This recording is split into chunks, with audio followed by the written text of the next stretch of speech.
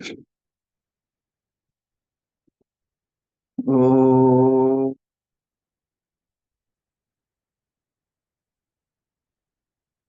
विश्वानि देव सवितर्दुरितानि परासुव यद्भद्रं तन्न आसुव।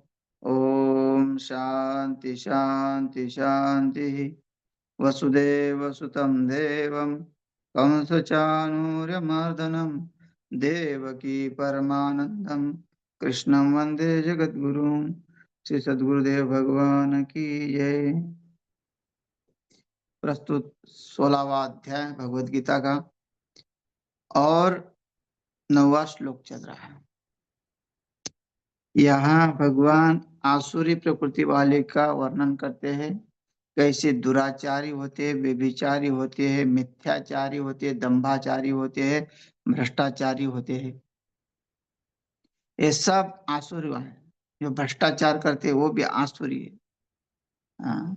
तो एतां दृष्टमवष्टभ्य नष्टात्मानोऽल्पबुद्धयः प्रभवन्त्युग्रः कर्माणः क्षयाय जगतो हिताः।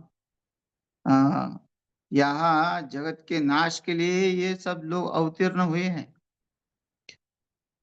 भले ही भगवान कहते हैं सब मैं ही हूँ, मेरी ही विभूति है, लेकिन भगवान ने ये कहा कि वे स्वयं का भी तुम जो है शोध करो, स्वयं में अपने आप स्थापित हो जाओ, तब ये दुखों का नाश।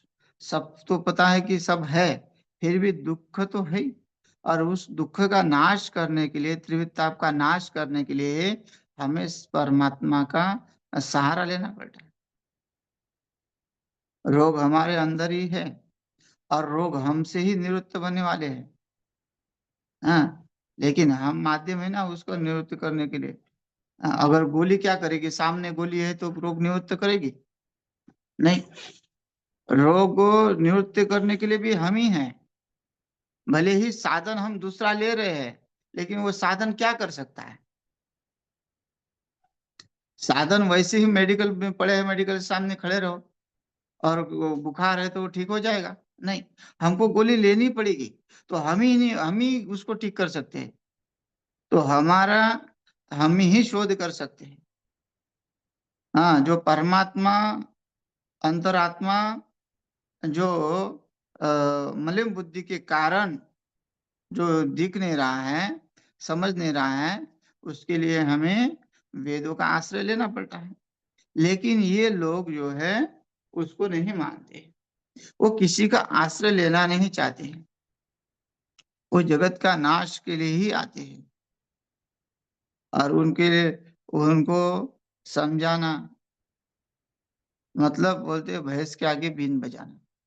इसलिए शास्त्रकारों ने जो मूढ़ है और जो अश्रद्धावान है, क्योंकि श्रद्धावान लभते ज्ञानम, श्रद्धावान को ज्ञान प्राप्त होता है, तो अश्रद्धावान को कभी भी ज्ञान नहीं देना चाहिए। जबरदस्ती अगर हम किसी को समझाने लगे तो हमको मूर्ख में निकालता है। इसलिए ज्ञान भी अधिकारी को ही देते हैं। अर्जुन को भगवान ने ज्ञान दिया क्योंकि अर्जुन अधिकारी है, पिपासु है, जिज्ञासु है ना। जो जिसके अंदर वो तड़प है उसको ज्ञान मिलता है, चाहे कोई भी हो। है ना? सत्य काम जो शूद्र योनि में है, मतलब शूद्र जाति में है, दासी का पुत्र कहलाते हैं। और कई विद्वानों के मत में वो पढ़ने की योग्य नहीं है, लेकिन वो उसके अंदर जिज्ञासा है। वो जिज्ञासा लेके हर आचार्य के पास जाके विनती करता है कि मुझे शिक्षा प्रदान करो। जब उसको गोत्र का पूछा जाता है तो जब वो कहता है कि गोत्र का पता नहीं है तो उसको शिक्षा नहीं मिलती। लेकिन गौतम ऋषि जो है उसको उसका अधिकारी देखते हैं कि ये ज्ञान का अधिकारी है, जिज्ञासु है। और जिज्ञासु ज्ञातुम इच्छति, है ना। जो जानने का इच्छा करता है उसको कहते हैं जिज्ञासु। अगर जिज्ञासा है तो उसको ज्ञान जल्दी प्राप्त होता है। अगर कोई जबरदस्ती अपने बच्चों को सुधारना चाहता है और जबरदस्ती गुरुकुल में भेजना चाहता है, तो वो उतना जो है पूर्ण नहीं होता है जितना स्वयं जो है, हाँ, जो स्वयं के मन से जो गुरुकुल में गया, स्वयं के मन से जिसने घर छोड़ा है, उसके ऊपर परमात्मा की असीम कृपा होती है, गुरुजनों की असीम कृपा होती है। हाँ, और किसी कहने पे या जबरदस्ती ये सुधारने के लिए भेज दिया गया, सुधर तो जाएगा, लेकिन वो उसके ऊपर कृपा नहीं हो जाएगी, क्योंकि उसका मन इतना दृढ़ नहीं होता। तो इसके लिए जिज्ञासा जरूर होनी चाहिए। परमात्मा के लिए जब तक तड़प नहीं बनती, तब तक वो जो है, वो व्यक्ति का जो है व्यक्तिमत्व जो है बढ़ता नहीं है, पूर्ण नहीं होता है। संत तुकाराम महाराज के अंदर तड़प है, जिज्ञासा है। तो संतो महात्मा को पूछते हो, कहीं में उद्धार पावे न, कहीं कृपा करेल नारायण, ऐसे सांगा तुम्हें संत जन, करा समाधान चित्त माजे। वो कहते हैं कि कब मेरे ऊपर जो है भगवान कृपा करेंगे, हाँ, कब मेरे ऊपर जो है, ऐसे तुम्हें संत, जो संतों को पूछते हैं, कहीं कब मेरा उद्धार होगा। तो ये जिज्ञासा जब तक नहीं होती, तब तक परमात्मा कृपा नहीं कर सकते। और परमात्मा कृपा का अर्थ यही है कि आपका अंतरात्मा जागृत नहीं होता। परमात्मा के ऊपर से आके आपके ऊपर कृपा नहीं करेगा। हाँ, आपके अंदर जिज्ञासा होगी तो वो अंतरात्मा तक पहुंच जाएगा, वो अंतरात्मा जागृत हो जाएगा और द्वार खुल जाएंगे। फिर शुद्ध अंतकरण से जो है उस परमात्मा के तक जाने के लिए हम जो है वेदों का सहारा लेंगे, स्वाध्याय का सहारा लेंगे, प्रवचन का सहारा लेंगे, उपासना का सहारा लेंगे, ध्यान का सहारा लेंगे, तब जाके उसके तक वहां तक पहुंच पाएंगे। लेकिन वो आसुरी लोग वहां तक नहीं पहुंच पाते, दम्भी लोग वहां तक नहीं पहुंच पाते। हाँ, वो उनका जो है नाश निश्चित है। इसलिए कहते हैं प्रभवत्युग्रह कर्मान क्षयाय जगतो हितः। जो कुरुकर्मी, उग्र कर्मान, जो उग्र कर्म वाले हैं, क्रूर कर्म वाले हैं, मनुष्य केवल जगत के जगत रक्षाया प्रभवंती, और जगत के नाश के लिए समर्थ होते हैं। दुर्योधन को कितना भी समझाओ, दुर्योधन को समझाने भगवान गए कि भाई 5 गांव दे दे, लेकिन दुर्योधन की जो बुद्धि है, दुष्ट बुद्धि, क्रूर बुद्धि, वो उसने हमेशा पांडवों का अहित ही देखा है, वो कभी भी उनके हित में नहीं रहा। वैसे ही जो स्वार्थी लोभी होते हैं, वो किसी के भी हित में नहीं होते, वो अपने माता पिता के भी हित में नहीं होते। तो ऐसे लोग जो है खुद का भी नाश करते हैं और जगत का भी नाश करते हैं। इसलिए तो भगवान ने कहा कि भाई ये आता तय है, इनको मारना जरूरी है। जो दूसरे का नाश करना चाहता है, भाई एक मछली अगर पूरे तालाब को खराब कर दे, तो एक शास्त्र कहता है कि एक को मारने में कोई दिक्कत नहीं। वैसे दुष्टों दुष्टों ने अगर आतंक फैला के रखा है, और दुष्ट जो है समाज को पीड़ा देते हैं, घात पहुंचाते हैं, और अ, वो जो है नुकसानदायक है, तो उनको मारना जरूरी है, चाहे कोई भी हो। है, इसलिए भगवान ने स्वयं, देखो, स्त्री को मारना नहीं चाहिए। स्त्री को हमेशा पूजनीय है कहती है स्त्री, लेकिन सबसे पहले भगवान ने सबसे पहले शुरुआत ताड़का, उनको जो है ताड़का से की। हाँ, दूसरी बार जो है शूर्पणखा से की। हम्म, पहले स्त्रियों को ही जो है ठीक किया। तो क्या है कि दुष्टता जहाँ है, वो शरीर देखा नहीं जाता कि स्त्री का है, पुरुष का है या पशु का है।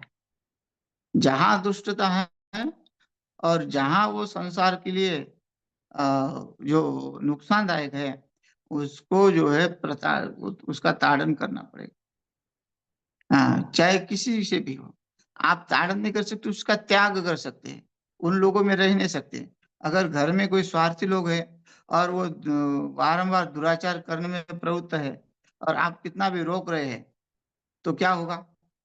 अगर रोकता नहीं है तो आप उनको मारने में समर्थ नहीं है, तो आप वहां से निकल सकते हैं। जैसे विदुर जी जो है, उससे निकल गए, विदुर जी भी निकल गए, दुष्टों के मुंह नहीं लगे। हाँ, भगवान में सामर्थ्य था तो भगवान ने स्वयं सुदर्शन चक्र उठाया। हाँ, लेकिन विदुर जी जो है, जो सामर्थ्य तो नहीं है तो निकल जाओ, लेकिन दुष्टों में मित्र नहीं रहना चाहिए, दुष्टों का संग नहीं करना चाहिए, दुष्टों का जो समर्थन नहीं करना चाहिए। और जिसने दुष्टों का समर्थन किया, दुष्टों का संग किया, उनका भी नाश हो गया। कारण जो है महाभारत हमारे लिए उदाहरण है सबसे। तो ये दुष्ट लोग जो है, जो धर्म के विरोधी है, एक तो उनके लिए शस्त्र उठाओ, परशुराम जी ने शस्त्र उठाया, तो उनके लिए शस्त्र उठाओ, नहीं तो उनका त्याग करो, लेकिन उनके साथ उनके आसपास नहीं रहना है। हाँ, तो ये है, क्योंकि वो अहिति है, अहिता जगत, अहिता जगत का मतलब होता है कि वो तो उसका नजदीक का है। जगत में कहीं भी जाए तो सांप जगत में कहीं भी घूमेगा तो क्या बिना विष का हो जाएगा? भारत में सांप बिना विष का होगा, अगर उसको विदेश ले जाएगा तो उसका विष कम हो जाएगा? नहीं, वो कहीं भी घूमे, दुष्ट जो है वो पीड़ादायक ही है? जो अपकारी है, उपकार करने के बाद भी जो है अपकार ही करता है, उसको दंड देना चाहिए। एक तो एक जगह तो संत और उनके शिष्य निकल पड़े भिक्षा मांगने के लिए। भिक्षा मांगने के लिए निकल गए। गांव बड़ा हरा भरा गांव है, खेती वालों का गांव है, पैसे वालों का गांव है। उस गांव में गए, गांव में जाने के बाद भिक्षा शुरू किया मांगना। तो गांव वालों ने बड़ा उनको प्रताड़ित किया कि हट्टे कट्टे हो दोनों भी। बच्चे को भी अभी शिक्षा नहीं दे रहे हो, वैसे भीख मांगना सिखा रहे हो, तुम भी स्वयं भीख मांग रहे हो, कुछ काम करो। हम दिन रात जो है हल जोतते हैं, काम करते हैं, खेतों में इतना अनाज उत्पन्न करते हैं, तुम भी हमारे साथ खेतों में लग जाओ। साधु की वृत्ति तो होती है भिक्षा वृत्ति। हाँ, तो वो जो है भला बुरा कहा, किसी ने अपमान किया, किसी ने धक्का दिया, साधु मौन रहे, शांत रहे, और गांव गांव के बाहर आके बोले कि तुम्हारे गांव में भरभराट हो। भरभराट का अर्थ होता है कि तुम्हारा गांव संपन्न रहे। हाँ, तुम्हारे गांव में खूब अनाज हो, खूब तुम्हारे पास धन दौलत हो, और तुम जो है खूब इसमें मग्न हो। और शिष्य और गुरु उस गांव से निकले और पुनः दूसरे गांव में पहुंचे। वो गांव बिल्कुल धनहीन, उनके पास कोई किसी प्रकार का व्यवसाय नहीं है, छोटी छोटी झुग्गियां बना के रखी है। लेकिन महात्मा वहां भीख मांगने गए, भिक्षा मांगने गए, और भिक्षा मांगते ही उन लोगों ने बड़े श्रद्धा से आदर सत्कार किया, संत का पूजन किया, हाँ, संत के चरण धोए, और अपने घर में बिठा के भिक्षा प्रदान की, भिक्षा ली। और संत जब गांव के बाहर आए तो संतों के मुख से निकला कि ये गांव खाली हो जाए, इस गांव में कोई ना रहे। शिष्य को बुरा बुरा बुरा लगा। शिष्य ने कहा, जहां अपमान हुआ है उस गांव को तो तुम सफल बना रहे हो, जो बड़े हरियाली जो वहां हो जाए, धनवान हो जाए, और ये बिचारों ने हमको भिक्षा दी, और इनको आप कह रहे हो कि ये जितना उनका जो झोपड़ी है वो भी खत्म हो जाए, ऐसा क्यों? तो गुरुजी ने कहा कि बेटा सुनो, जिस गांव में हम गए भिक्षा मांगने के लिए, वो उन लोगों के पास पैसा बहुत है। अगर हम उस गांव को श्राप देते, बोलते कि ये गांव खाली हो जाए, तो वो दुष्ट लोग जो है गांव गांव में पसर जाते। एक ही गांव में है तो ठीक है, अगर ये हर गांव में फैल गए तो साधु संतों की तो बड़ी विटंबना करेंगे। इसलिए इनको कहीं जाना आना नहीं है, ये यही रहेंगे और यही अपने मरेंगे।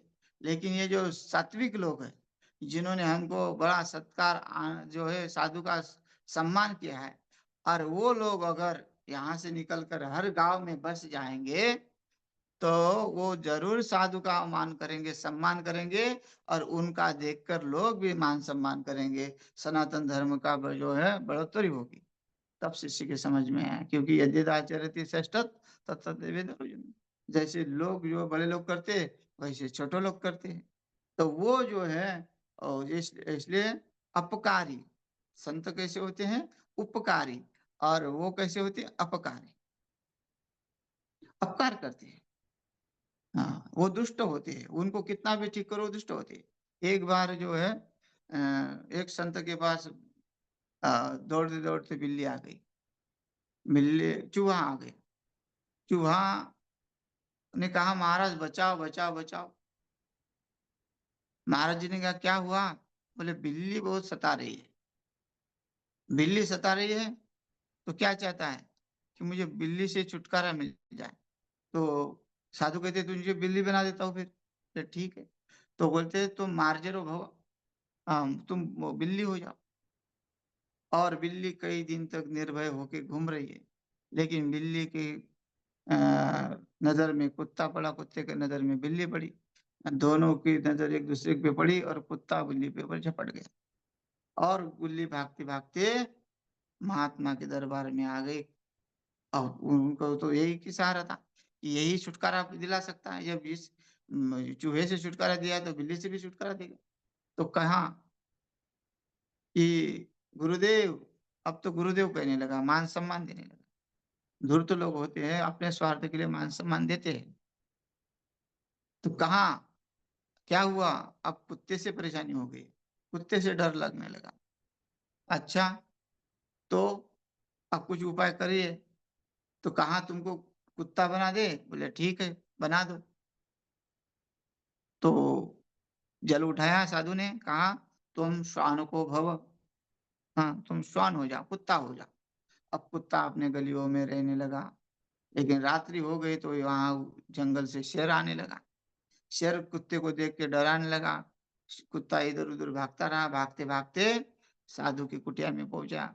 अभी निर्भर नहीं हुआ महाराज में। अभी तक तो था, मुझे कोई डर नहीं था, लेकिन अब तो गांव में शेर आने लगे। अब मुझे शेर से डरने लगा। तो क्या करे, तुमको शेर बना दे? बोले, हाँ, शेर बना दो। साधु की कृपा। साधु की कृपा क्या है? कुछ भी हो सकता है। संत ने कहा, ठीक है, तुम व्याघ्रम भव, तुम शेर हो जाओ, बाघ हो जाओ। और फिर जो है व्याघ्र हो गया। अब सोचता है कि मेरा शत्रु कोई नहीं है। अब इस संसार में कोई मेरा शत्रु नहीं, मैं निर्भय हो गया है। लेकिन थोड़ा आगे जाते हैं, दुष्ट बुद्धि होती है। पीछे मुड़ के देखता है, हाँ, जब ये चूहा से मुझे व्याघ्र बना सकता है तो व्याघ्र से भी चूहा बना सकते कभी ना कभी। इसलिए पहले इसको खा जाता हूँ। इसको खाऊंगा तो जो है मेरा कोई शत्रु नहीं बचेगा। और वैसे ही जैसे पीछे मुड़ गया, साधु ने मनो को जान लिया। साधु ने पुनः कह दिया, तुम मोशो को भव, पुनः चूहा बन गया। तो जो उपकार करने वाले पर भी जो अपकार करते हैं, ऐसे होते हैं आसुरी वाले लोग। आसुरी, उसको आसुरी कहते हैं। हाँ, ऐसे है ना, भस्मासुर भगवान भोलेनाथ ने वरदान दिया और भगवान भोलेनाथ के ही पीछे पड़ गया। हाँ भाई, जो उपकार किया उसके ऊपर अपकार करना। माता पिता ने जन्म दिया, हाँ, गुरुजनों ने शिक्षा पढ़ाई, हाँ, मंत्र जो अधिकारी बनाए, लेकिन विद्या के घमंड में, धन के घमंड में और मान सम्मान के घमंड में माता पिता को कुछ नहीं मान रहा। और गुरु से थोड़ा आगे बढ़ गया, हाँ, बड़ा वक्ता बन गया, तो गुरु को भी खाली वो केवल लोगों को दिखाने के लिए कि हाँ गुरु है करके तो मानेगा, तो वो भी आसुरी हो गया। हाँ, भाई, गुरु से बढ़कर तो कोई हो नहीं सकता। माता पिता से भी बढ़कर कोई हो नहीं सकता। हाँ, अगर माता पिता दुखी है तो साधु बनना भी व्यर्थ है। ऐसा है। अगर माता पिता ठीक है, एक ही संतान है और माता पिता नहीं है, तो वो जिम्मेदारी होती है। अगर माता पिता दुष्ट है, उसको पारमार्थ में बाधा डालते हैं तो अलग बात है। लेकिन माता पिता भी भजन करने वाले हैं या फिर उसको कभी बाधा नहीं डालते, तो वो उसका उसका भी कर्तव्य है कि वो ध्यान दे, क्योंकि वो भी एक सेवा है। ऐसा है। त्याग करो, घर से दूर रहो, लेकिन अकेला कोई है, अगर माता पिता भी सही है, अपने मार्ग पे बालों के ऊपर कोई दबाव नहीं डालते, पारमार्थ में कोई दिक्कत नहीं, अपने दुखों को नहीं बताते हैं, तो उस साधु का कर्तव्य बनता है कि उसके ऊपर भी ध्यान दे, ऐसा। तो ये नहीं तो फिर वो, अगर वो अपने ही मान सम्मान में पड़ा है और माता पिता बेचारे दुखी है, अकेला पुत्र है, दो हो तो चिंता नहीं है, फिर दोष नहीं लगेगा, लेकिन अकेला है तो दोष तो लगेगा थोड़ा बहुत। हाँ, कि इसलिए तो गुरु है, गुरु की सेवा में कोई नहीं है, और ये बड़े वक्ता बन के घूम रहे हैं, गुरु नौकरों के हाथ में सौंप दिए, तो वो भी दोष लगेगा, है ना? आसुरी होती हुई, क्योंकि इसका करना है, उपकार के बदले अपकार नहीं होना चाहिए। जिसने हमारे पर उपकार किए, जिसका हमारे पर ऋण है, उसको हम किसी भी अवस्था में समर्पित हो रहे, और उसकी आज्ञा का मतलब आज्ञाकारी बने उनके, चाहे गुरु हो, माता-पिता हो। तो ये अगर ये विरुद्ध है, चाहे फिर इसमें कोई भी पकड़ सकते हैं। बस वो जो धर्म के विरुद्ध है, शास्त्र ने बताया ना, मातृदेवो भव, पितृदेवो भव, आचार्य देवो भव, है ना? ये देव है हमारे। अगर शास्त्रों ने ये सब बताया है, तो हमें शास्त्रों का अनुकरण करना पड़ेगा।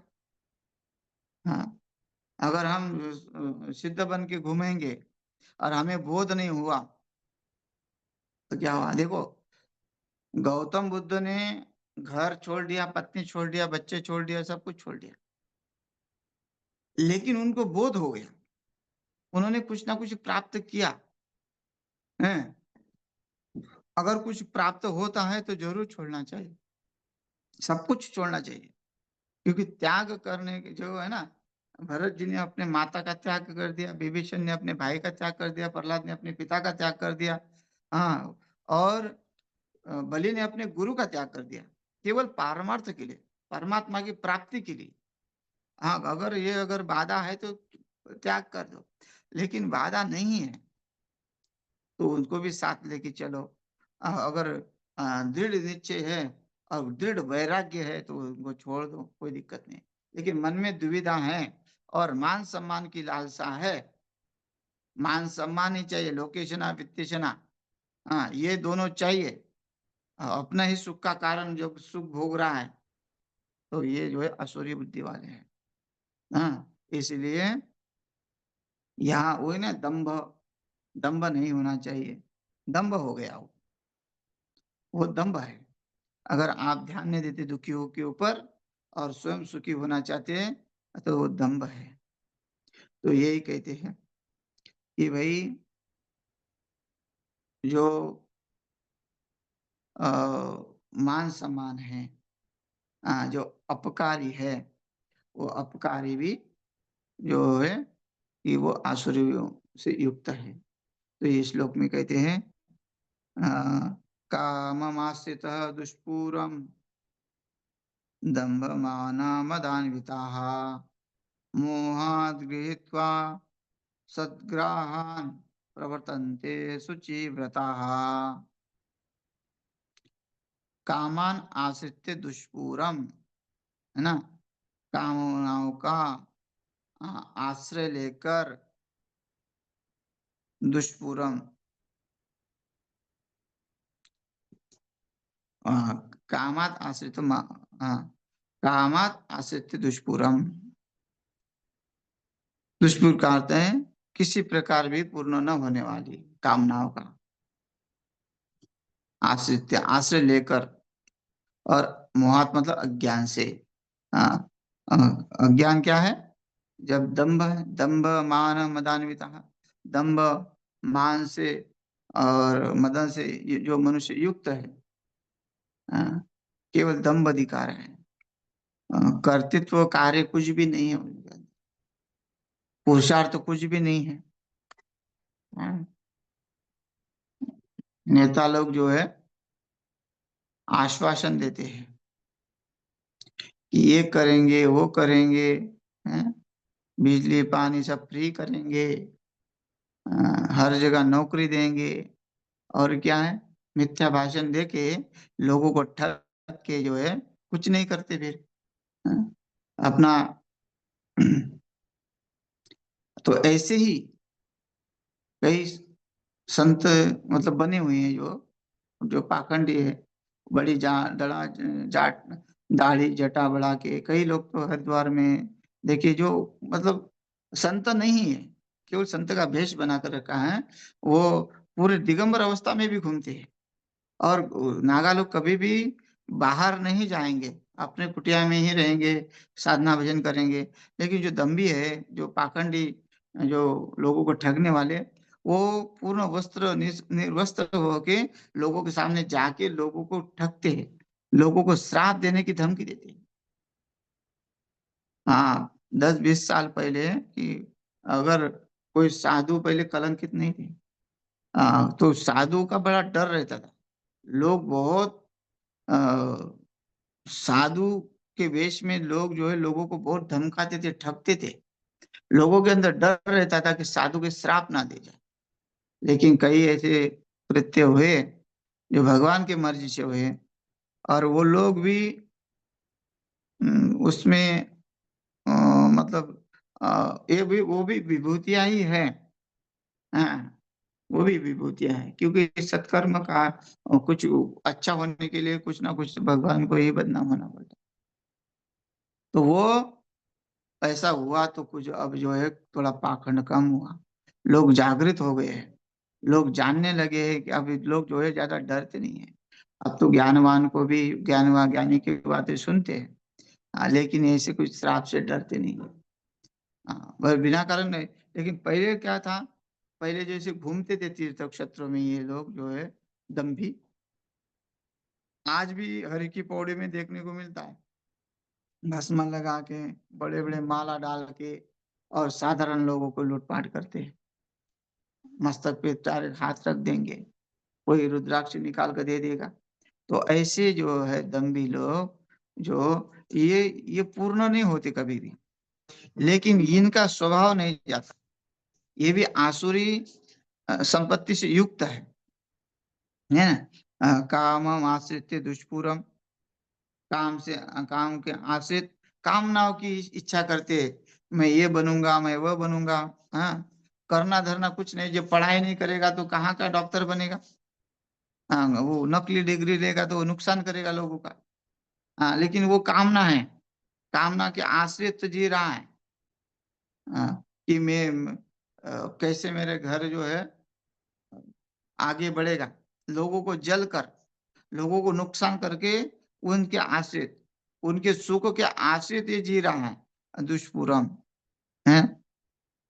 किसी प्रकार का पूर्ण नहीं होता, लेकिन फिर भी जो है वो अपने जो व्यवहार से पीछे नहीं हटा। दुर्योधन पूर्ण हुआ क्या, रावण पूर्ण हुआ क्या, कंस पूर्ण हुआ क्या। हाँ, रावण के लिए कितना जोर लगाया, कंस ने कितना जोर लगाया भगवान श्री कृष्ण मारने के लिए, दुर्योधन ने कितना जोर लगाया पांडवों को मारने के लिए, और वो अपनी कामनाओं से पूर्ण हुए क्या, नहीं हुए। तो ऐसे ही है, जो आसुरी होती है वो ऐसे ही है। तो इस श्लोक का अर्थ जो है और कल करते हैं, समय हो गया। हरिओम।